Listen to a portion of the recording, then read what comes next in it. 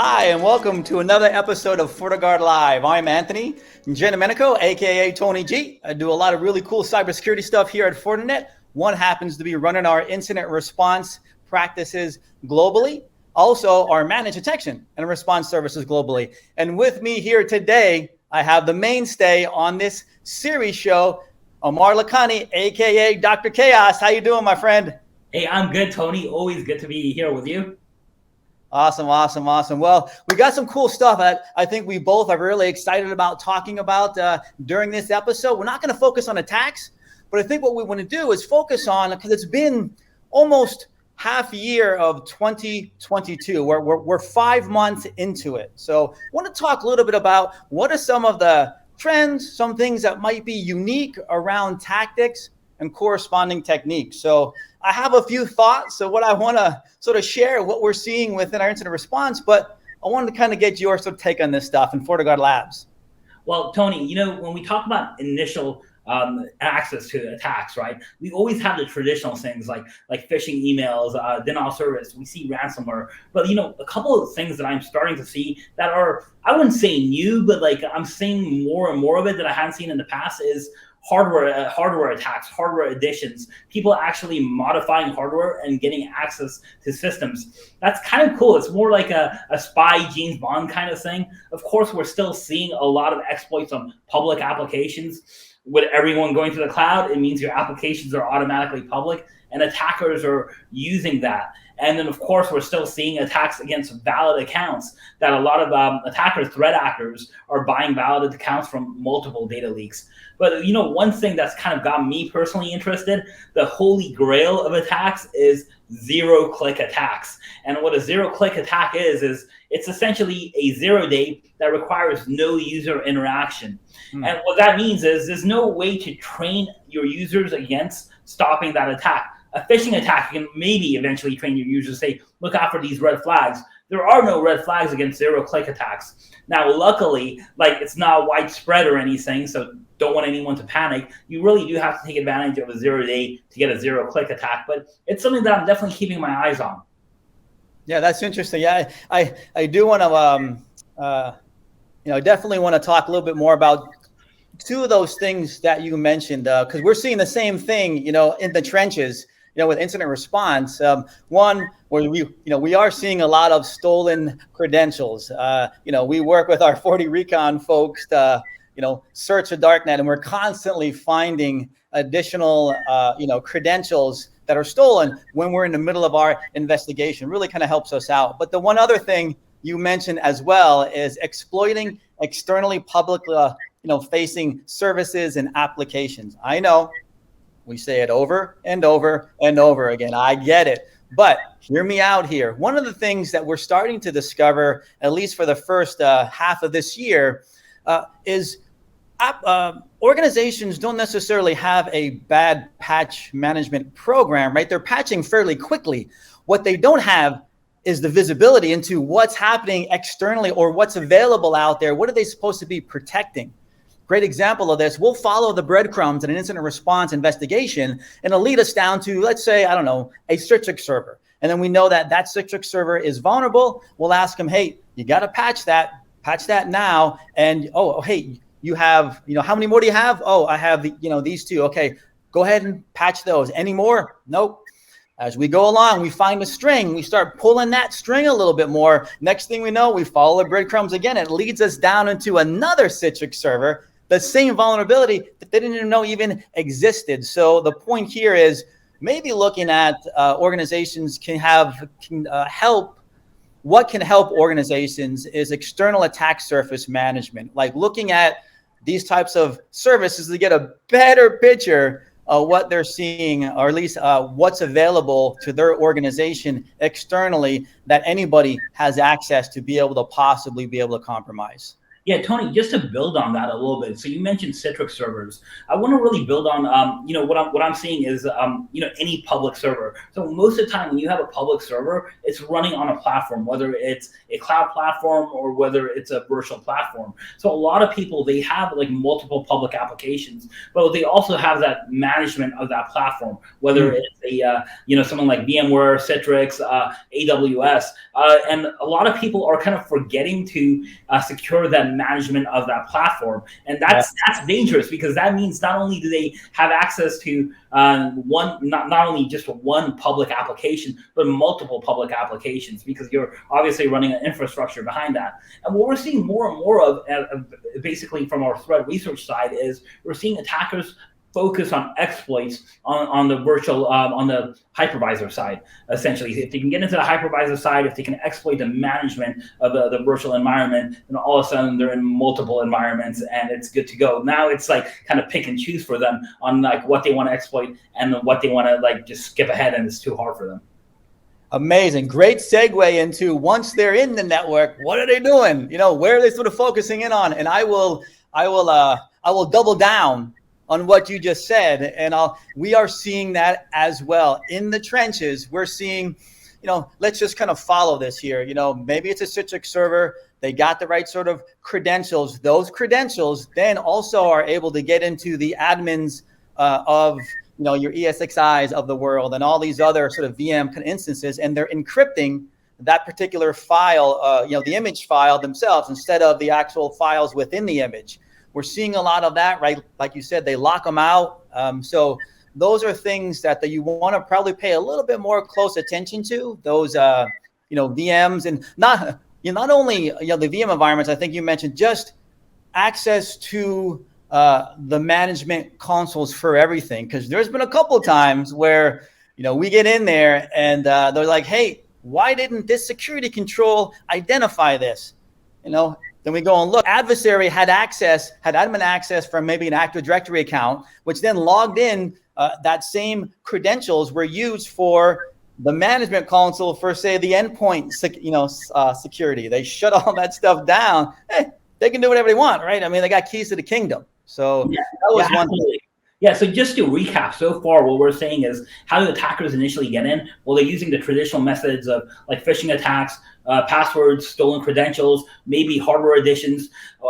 That's how they're getting in. They're exploiting systems now. They're exploiting public-facing applications, or they're exploiting 0 days in some cases, or maybe just like vulnerabilities, like CD vulnerabilities. So now they get into systems. They're in systems exploiting applications, and then what they do is, when they get in, they're trying to make the most impact, right? And what is that impact? Well, they're attacking virtual machines. They're attacking servers that have large impact that you're going to notice, right? Or they're at least going to start taking information out of that, using it to their advantage, whether they're selling that or going to later on ransom that to you, or whatever the case may be.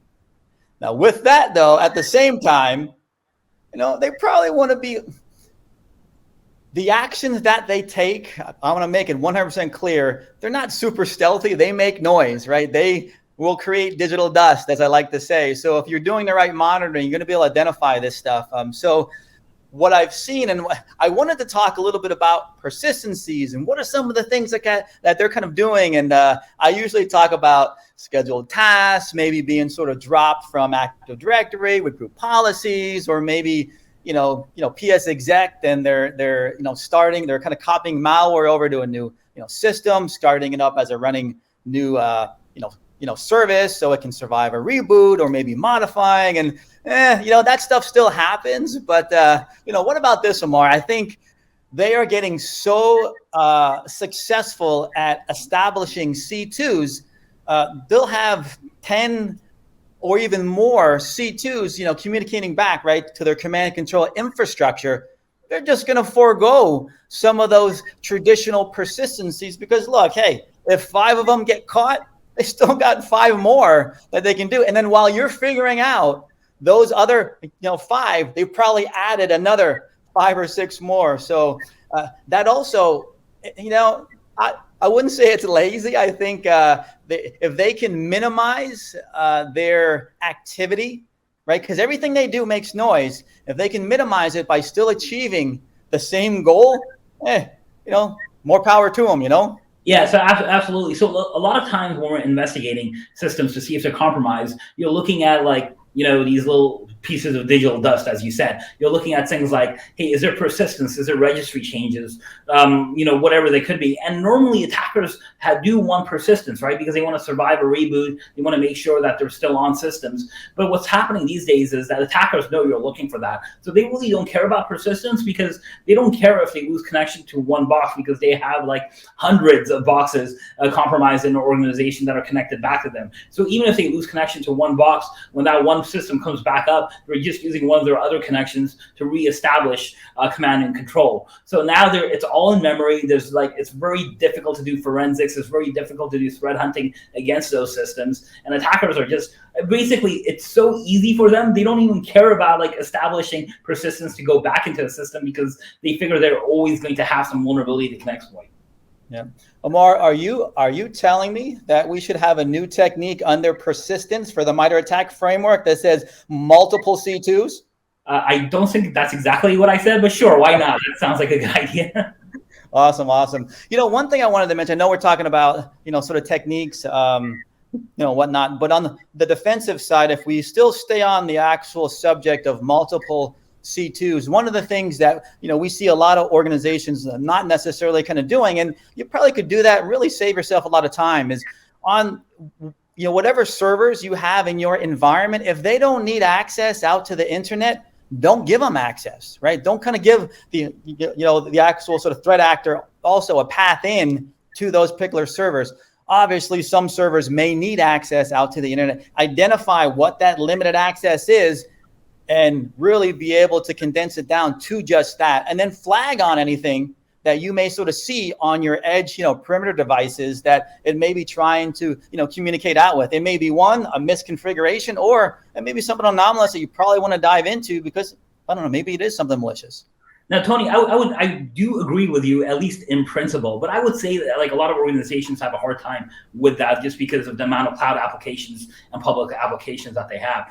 I think it's also time to start thinking about actually putting in honeypots in enterprises. And I'm a big fan of that because it's almost like an early warning detection system. It's like a landmine. If someone is scanning that or on a system that you actually should have no one on, it shouldn't be public anywhere. It shouldn't be advertised in any directory. And if someone's logging onto that, it shows you that someone is actually inside your systems or possibly causing a threat. And I think it's really important to like start going from some of these, I would say, fringe technologies, such as automation, AI, threat hunting automation, honeypots, deception technologies. I think it's time to start looking at that in mainstream as a defensive solution.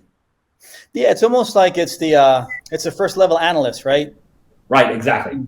Yeah, I think that automation kind of, that automation message there is pretty important because we've seen also, in the trenches, with our incident response, a lot of automation around the collection of actual data to a collection server. They're finding a server, of course, that's sort of stable, has access out to the internet. All that whole process of scanning all the different assets and then grabbing certain files, consolidating them in one location, and then exfilling them out. A lot of that these days is already automated. So making sure that we have that same automation only makes sense. Absolutely. You just need to add another tool in the belt, for defense. Sure. Yeah. So I know we don't have much more time here, but what do you think? Any parting thoughts? Maybe around any other defensive things, or any kind of nuggets or kind of key takeaways that we might want to share with the audience? I always have a lot of parting thoughts, and they usually start off with like, putting your head in the sand, putting a paper bag on, unplugging the internet. Unfortunately, that's not a good enough solution. I think what I always say is usually the basics of the things that you can do with cybersecurity are always most effective. You said a lot of people are getting better at patching, which was always like a big thing for me, that a big failure that I saw with most organizations. I think the next thing people need to start working on, as you mentioned as well, is visibility, like knowing like what your systems are doing, what kind of access do they need, what kind of like ports do they need, what kind of traffic do they actually communicate with, and really understanding that and keeping an eye on that. I think starting to baseline traffic is the next step that organizations need to start doing. Yeah, you know, I think you pretty much recapped what we were talking about. I think you were kind of leading towards identifying the different types of attack paths. I thought that was kind of a key one. I used to talk about that a lot, and then I kind of, I stopped for, probably sort of for a few years. But I think it's an important message just to nail home.